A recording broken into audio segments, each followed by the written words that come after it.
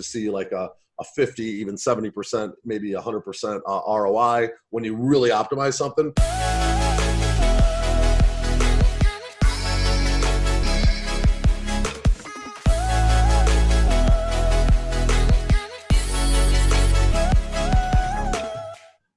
Hey, what's up, Brett? It's Brian Pfeiffer, marketingmeathead.com. I got Brent Dunn on the line. What's going on, man? How's it going, dude? I'm good, man. Good. So just a little quick introduction. Brett's a super affiliate. He owns a company called PPC Mode. You also have a forum, right, Brett? Yeah. You still active with the forum? And then I am a two-time ClickBank Platinum affiliate, 2019, 2020. We're both running the campaigns right now, so we thought it'd be a good idea. I've always wanted to get Brett on my channel, and Brett has been a little bit quiet in the YouTube world lately, so he's got a couple videos, one recently and then another one coming with this one, and then maybe we'll get him back into it because he's a really good YouTuber, and I used to follow him back in the crypto days when crypto was hot. And so I figured now that I saw Brett do a recent interview, I figured I'd ask him to come in on my channel, and here he is. So Brett, what are you working on right now as far as like campaigns and stuff go for the audience? So, I mean, stuff that's working, it's really been Snapchat and the subprime niche. That's been very, very consistent for like a year and a half now.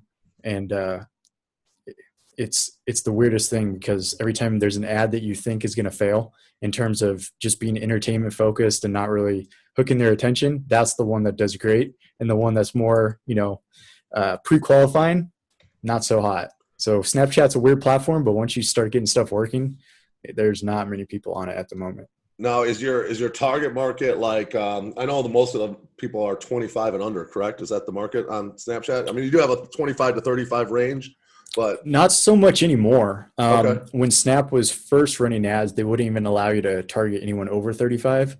Now they've expanded that targeting all the way up to 59 years old. Ah, okay. Got it. So I think as they're growing, I think their demographics are definitely being more favorable towards other types of verticals. Interesting. Now that offer you're running, is it a what age range are you running in? I'm guessing people looking for a subprime loan or whatever, they're probably a little bit older, my guess. Yeah, in terms of lead quality, it's a bit older, but really it's anyone over 21 with a job. So, you know what I mean? So now Snapchat approves that kind of offer. Like that's okay to run like a loan type of thing on Snap?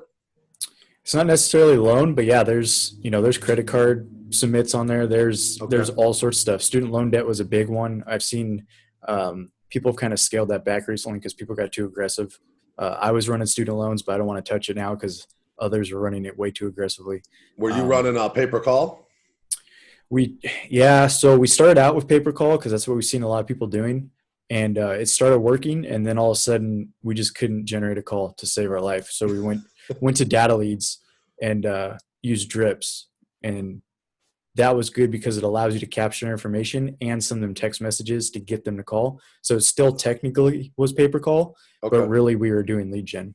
So lead gen, you were collecting like the email, first name, whatever, and then boom, you put them into like a drip campaign.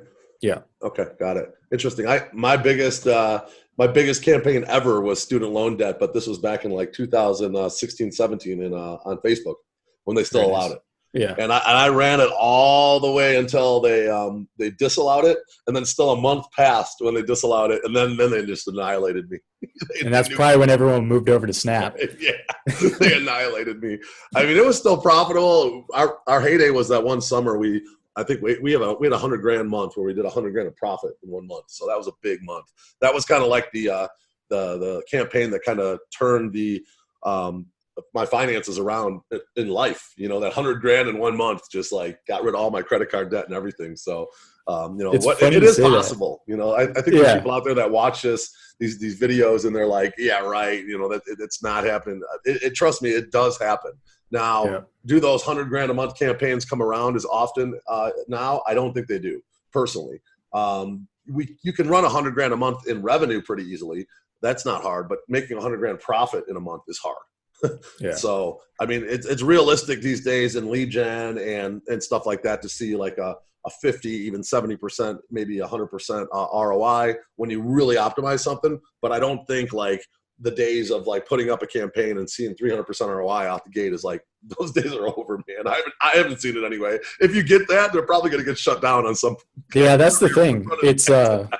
It's either that the advertiser doesn't know their KPIs, so your leads are going to be crap and they're going to want to not pay you, Right. or you're on a brand new traffic source that has some sort of glitch or something.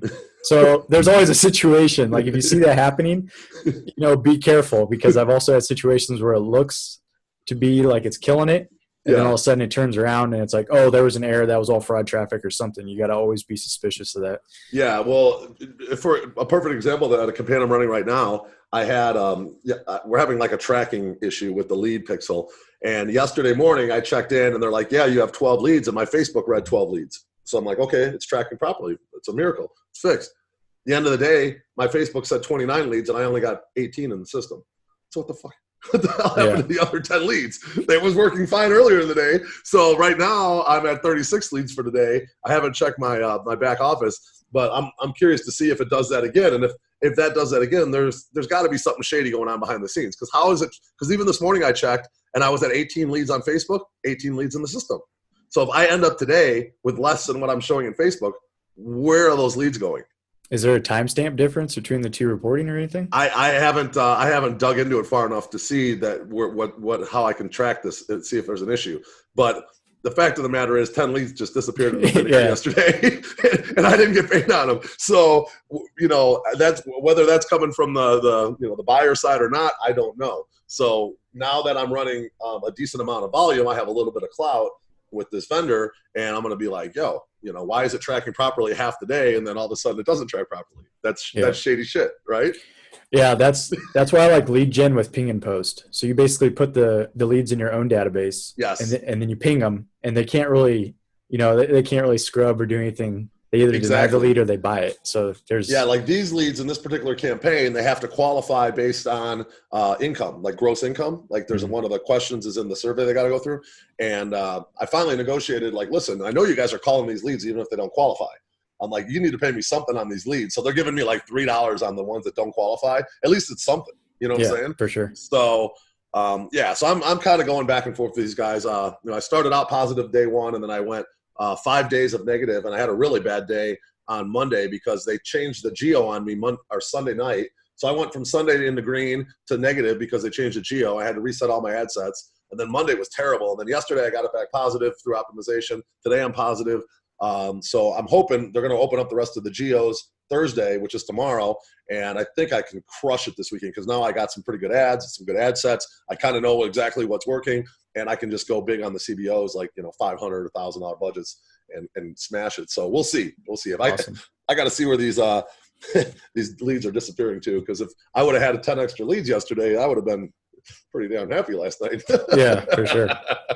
Because I was like 16% ROI, which is no big deal, considering how much I'm down on this campaign. I'm probably down over $1,200, but a 16% ROI is not a lot, and that's basically just a couple leads away from being negative. So, it's like if that 10 extra leads would have made a huge difference. That would have been well into the 100% plus ROI. So, so Snapchat, you do stories. Are you doing like videos, images? What are you doing over on Snapchat? So I kind of test everything, but really videos have been consistently working the best. And it's really entertainment focused videos to kind of grab their attention. And then you refocus them with just a quick snippet of like what you're trying to do. Okay. What you're trying to, you know what I mean? So you do like a scroll stop time, because they're usually scrolling through their stories. Yeah. And you just stop them with something funny or entertaining. And then you hit them with the offer, basically. Swipe up for the offer type of thing. Okay. Yeah. And the offer is lead gen, like they submit an email or a name. Is that what the offer is? So a lot of the times I'll run an advertorial in between. Okay. And so I will run kind of like an article that's like, it asks a question like, did you know? And then I'll try and, you can't be too general or you can't be too specific with what you say about who you're targeting. Like you can't be like women between the ages of 20 and 25 when that's what you're targeting. But you can say Americans born between this date and this date, which kind of gets them in, and then you have them read the advertorial. Then I send them to a questionnaire and then go to the lead form. And what was funny is my one client was just sending directly to the lead form. So I added all these extra steps, and he's like, how is adding more steps going to increase my conversion rate? And the very first day we started running that campaign, it was profitable at the gate. I was like, oh, see, there you go. Yeah, pre-qualify. The pre-sale page can sell them. You know what I'm saying? It can make them feel more comfortable going through the funnel. So you got to remind them of why they need what you're offering, because just because they need it, they may not be thinking about it right there. They were just watching cat videos or whatever they were doing on Snapchat. They're not in the mindset of, fixing their financial future or whatever it may be. Yeah, true. It's funny because I'm running these ads up in Canada right now, and it's the wintertime. It gets dark at 5 o'clock, and I'm putting like pictures of girls with like big butts and stuff and funny stuff, the comments are like crazy, but I'm getting that engagement on the ads because people are commenting. I get some bad ones. I have to filter those out, whatever. But for the most part, I get people saying, "Oh, you don't know what you're doing when it comes to marketing." And I'm like, "Well, clearly I do." I'm like, "You're commenting on this thing and helping me out." Yeah, for sure. I love it when people tell me I don't know how to market. I'm like, okay, well then you go ahead and fire up a campaign with some stock photos and see how well it does. Yeah, most people just assume marketing's like the old school commercials. Right. They don't even if you're a good marketer, they don't even realize they're being marketed to. Exactly. I got guys like commenting, it's funny because they're Canadians, and Canadians are up there, northern, middle of winter, it's like 30 below zero, and they're funny. Their comments are funny. You know what I'm saying? Like I wake up every day, I read through the comments, I start laughing. I'm like, I reply back, and I can start joking with the guys because it's funny. But the ads are converting. So it's like whether or not you agree with my marketing style or not, it's working. You know what I'm saying? So. Yeah, like I don't have to agree with my marketing style. The only thing that matters is the data, right? Mm-hmm. So as long as it's working, it's working. Exactly. Because it's funny the cleaner stuff. Because I'm testing I got 7 CBOs right now, actually 8 CBOs. And each CBO has 4 ads in it, basically, 2 images or 2 videos and 2 different copies. So basically, I'm testing 28 ads. And, the best performing ones are the ones I kind of knew they were going to be the best performing going in. It just, 6 cents for doing this for the last 4 or 5 years. But, the ones that are, supposedly, the real marketers would run or, an agency would run, those are doing the crappiest, for sure. Yeah. The click-through rate's shitty. That's always the case. Yeah, I know. I mean, some of the stuff I'm running right now, if I was an ad agency, I don't even think they would let me run this. You know what I'm saying? I'm an individual, I can run whatever I want. As long as Facebook approves it, But if an agency would try to show their customer what they were running, they'd probably fire them. Yeah, for sure. Well, that's what's funny about that is sometimes I'll get clients that, I'd rather just run with them on ad spend so I can actually kind of see how their offer works. And then from there, maybe work out the ability to sell leads to them down the line. But a lot of times I'll come to them with an ad creative and they'll be like, what is this? This is we're running commercials on Snapchat just fine. And I'm like, okay. Is it though? Yeah. What's your conversion rate? What's your click through? Yeah. Yeah. So yeah, I mean, that's the thing. I mean, I look at it like this. Okay. If I try to put myself in the shoes of the person that's living up in Canada. They're getting off work at 4 or 5 o'clock.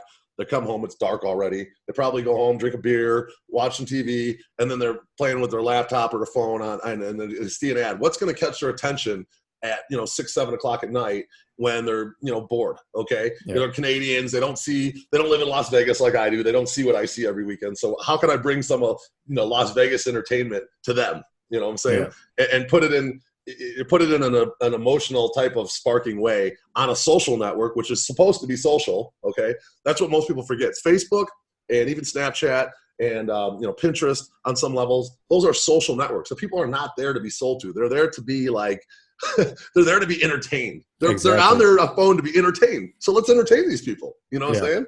Yeah. Be an entertainer. Yep. That's the best way to run an ad. Yeah. Yeah. Well, let's shift gears off the campaigns. Both Brett and I have campaigns that are running right now. We're legit affiliates. So Brett has courses he does. I don't know if you have anything available right now. I don't really have anything for sale right now, but I might do another course later in the year. So if you guys are watching, you're interested, make sure you follow Brett's channel. I'll put a link below. Brett will put a link to my channel below as well. But let's talk about your plan for 2020. You got the forum going. You obviously have a decent YouTube following. You're probably going to get back into that a little bit, you mentioned. What's your plans for 2020? So right now we're focusing on building our own lead gen assets. So, over the years, I've been reliant too much on a particular traffic source. And so as an example, I started with SEO and Google would make a change and then just wipe me out. Then get to, Google paid traffic and then they make a change and then you get wiped out. So this year I've really been trying to test new traffic sources, but then also use the paid traffic to build up like leads, like an email list, to then start to seed a SEO generating site as well, and just have that all together. And to kind of explain why, for example, as performance marketers, a lot of people focus on just the campaign. They don't really focus on building up something that is actually gaining equity as you're building up the property. So a great example of this is there was a marketer that built Value Penguin, which was like a credit card site. And not only were they running profitable on paid traffic, but they built it up and ended up selling it for like $100 million all in one go. So that's kind of my focus, is building up these assets, running the same types of offers that we're already running, but putting that in between layer of building something up. Yeah, I'm the same way. I actually have a page ready. As soon as I get this offer stable and it's consistently, on a certain ROI for maybe 2 or 3 days, I'm going to try to slide my own ClickFunnels page in there with collecting the email before it gets to their the survey lander. So, pull that email, put it into my active campaign, even maybe zap it into my Infusionsoft. And that way I'll have, the email in 2 different CRMs. And I can, potentially sell those people either more loan offers. I can sell them, whatever, other stuff. Yeah. And I can do it, the affiliate marketer way with the before and after type pictures and different stuff like that that we can't run on these networks. So good idea there. I think that's definitely the route. Cause I've been doing affiliate marketing for 4 years. I think you've been in the game a little bit longer, but you really don't have anything. After a campaign kind of dies out, you really have nothing. You're only really as good as your last campaign. Exactly. I mean, you could be one of the best affiliate marketers in the world when you're running a hot offer and it's killing it, and then that offer dies or gets paused or whatever happens. The traffic source gets, account gets shut down, and then you have nothing. You literally have no income. You have no income, and then getting to that point again, not only could it take, it could take weeks, or it could take months. Exactly. I've gone through dry spells for a number of months where I've been able to hit a profitable campaign. Anyone in this game long enough has gone through that. Like 1 minute you're making, 100,000 a month or, whatever. And then the next it's like, okay, if McDonald's is hiring, I guess. I don't know. I know. And we got skills too. Like we know what we're doing and it's not easy. You know what I'm saying? So like coming in as a newbie and not having the skills and the experience we had, it's even that much harder. But I think at the end of the day, it's still a viable business model. I like to treat it as like a sport. Okay. Like this is like my side gig. I told you before that I have that services business in Vegas, and that business is consistent every year. It makes me a certain amount of money. Every year I try to grow it a little bit, but it pays the bills. It allows me to go on nice vacations. It has a nice car, nice house. But the affiliate stuff is like a sport to me. I've set up campaigns and it's like, I just try to it's almost like I want to beat the algorithm, or I want to get these customers to buy from me, and just because it's like a sporting event. I like to wake up and I like to check my campaigns and just see. It's kind of like guys that are addicted to trading stocks. You know what I'm saying? Yeah. Like they wake up and the first thing they're doing is trading stocks, trying to make that little buck. But it's the same way for us. I mean, it's a little bit different because you got to let stuff run a little bit throughout the day. But I go in at night, I edit my ads, I put up some new stuff, and then press play and go to sleep, and I wake up and let's see where we're at. Let's see if my decisions are fun. It's fun, man. It's like. I'm trying to tell people in 2020, I think my theme for my channel and everything is listen, do affiliate marketing because you don't have to deal with the customer service, the bullshit, sourcing products from China. Right now you're dealing with the coronavirus and the Chinese New Year, which is a whole nother can of worms. Affiliate marketing, man, you don't have to deal with any of that crap. You just send leads, you just drive traffic, and you have fun with it. And if you start being profitable, collect those emails and start playing around with some copy and sending these people 7, 8, 10 emails and trying to get them to buy more stuff from you. And then you have a nice database at the end of the day, which you can either resell or keep around and use for other offers. So, I mean, that's my advice going to people for 2020. And, I'm going to keep putting out some decent videos, and you're going to keep putting out some decent videos. Definitely follow both of us because we're not like some of the guys that are advertising on YouTube and Facebook right now. I know for a fact some of those guys don't run traffic. I know for a fact. They don't run traffic. I just had this conversation with my dad that it's a balancing act, that when you're making content, but you're also when you're actually the one running, you can't be sitting there focusing, making videos all damn day and writing content all damn day. That's why it's like we've both gone through different time periods where all of a sudden we'll disappear for a bit, and that's usually when we're running other stuff, and then we'll come back and we'll share what we've learned. And the ones that to make a really good course takes a month. You know what I'm saying?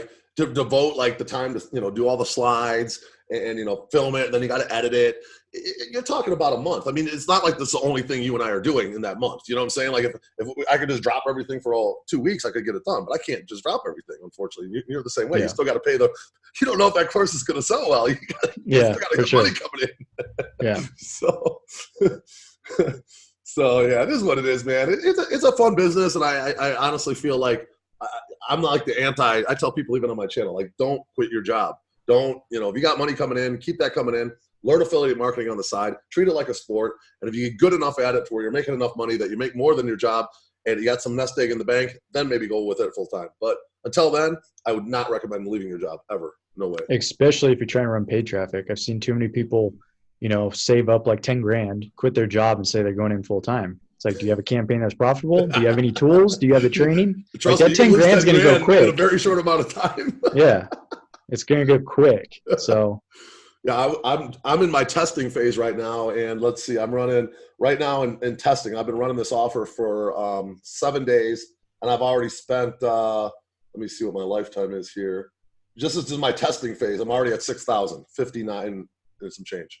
So I've driven 346 leads. I'm down about, I think about 1,200, 1,000 overall. But I got a ton of data now. I got my pixels pretty seasoned. Now I can start making data-driven decisions, and that's where I'm going to be able to start to turn this thing around.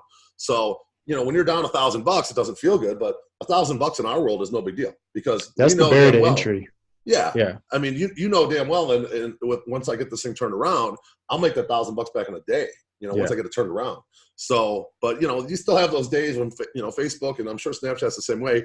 You think you have it turned around, and you get all excited. You wake up, and it's just another crapper, and you're like, "What the hell happened?" Yeah.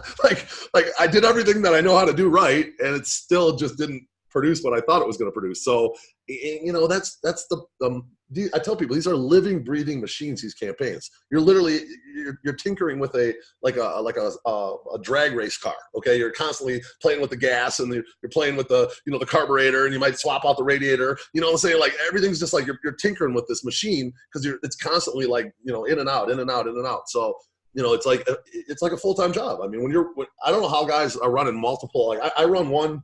Usually I'll run one big campaign at a time. Sometimes I'll take on two, but any more than that, man, it's not even realistic, because you're doing too much. By the time you're setting more ads up, because you're always having to try new ads. You're always trying to beat your best one, and it's just a constant flow. You're spying on people. It's just a lot of work, And yeah. I work a lot of hours, and I know you do too. We both probably do a consistent, 12. Well, just last night, what was it, like 3 a.m.? I was like, you still up? Yep, got a campaign. Yeah, me too, man. And I was up till 6 a.m. last night with my developer trying to figure out a bug in my Infusionsoft. So, and I slept like 5 hours, and here I am, round two. I wanted to, I went to the affiliate summit. Oh, that's one thing I wanted to touch on. I went to the affiliate summit West. I'm out here in Vegas. It was very kind of disappointing, honestly, man. I think that these summits, these events are starting to lose their luster with people because the vendors don't want to pay all this money to have a booth because it costs a lot of money to bring their whole staff. Set up those booths are expensive. I know they have to pay a hefty fee to the union labor and to the affiliate summit West group themselves. And I think what's happening is they're just not getting the the return on their investment. So like every year that these events keep shrinking and shrinking and shrinking as far as like the amount of vendors. I think the amount of people that are still go to them is pretty good, but the vendors are shrinking. And I was really disappointed. I'm going to probably post a video either before or after this video one of the days and just show some B-roll I took a B-roll of the whole event, which I went late in the day on the last day, which was Wednesday, but you'll see that there wasn't much action going on, man. It was pretty limited on what was there. There wasn't one single vendor that I hadn't heard of that had a booth at the. That's probably one of the reasons they're not showing up anymore. They kind of saturated, Yeah, I mean, the people go in there, it's the same people over and over. Yeah. It's the same people in the same companies. There's I don't see a lot of like new innovation in our world as far as like, I mean, you have affiliate networks and you have like trackers and you have like traffic sources. I mean, that's it. Yeah. You don't really see, as the internet's starting to mature a little bit now, you don't really see new people starting affiliate networks that much. And you don't really see new traffic sources coming out that much. It's kind of like, it's just kind of a stale industry. It's kind of reached its maturity stage, in my opinion. So, And I saw Traffic and Conversion Summit, which has always been a big event in San Diego. They had a booth at this event at the Affiliate Summit West, probably trying to get people to go to their event because I don't think they're selling that event out anymore. They used to at one time. It was like hard to get tickets toward the end. Now I think, dude, every ad on YouTube is like Ryan Dice trying to sell a Traffic Conversion Summit. Like, listen, I don't need to see Ryan Dice anymore. I already bought my tickets. Take me off. Some bad retargeting right there. Yeah, exactly. Take me off. The problem is I think I'm on like 2 different email lists for them, like 2 different emails. Yeah. So, but all good, man. Well, I don't want to make this too long. So anything you want to close out with this this video? What's up next for the Brent Dunn YouTube channel? Man, hopefully I could get this campaign rocking. I can start showing some Snapchat stuff again. Snapchat stuff again? Yeah. I'm kind of the same way. Like I've been waiting to put out another product. I did get the 2020 ClickBank Platinum, but I'm not even running ClickBank right now. So, it'd be kind of stupid to put out a product about ClickBank, but I'm not really running that. I'm looking more for something a little more long-term right now in terms of my campaigns, and I'm sure you are too. It's like you get sick of setting up these campaigns and then have Facebook take down your account or Snapchat or whatever. Like I really want to go like white hat, and just like focus, optimize, take all my skills and focus all my energy on getting a white hat campaign and maybe a long-term campaign. Something like a good lead gen campaign with a good buyer. You could potentially run that for 6 months or a year or even longer. Well, even if you build up your own site, make your own offer and have a bunch of buyers on the back end, that's how you maintain that forever. Because now you got 2 valuable assets. You got the data, you got the site, and you got the buyer list. Yeah, and that site's a sellable asset. Exactly. So for those of you guys watching, make sure you start building those sellable assets. I preach this on my channel as well. So all good, brother. Well, thanks for your time, man. Yeah, you as well. All right, bro. We'll talk to you later. Thanks. All right. Bye.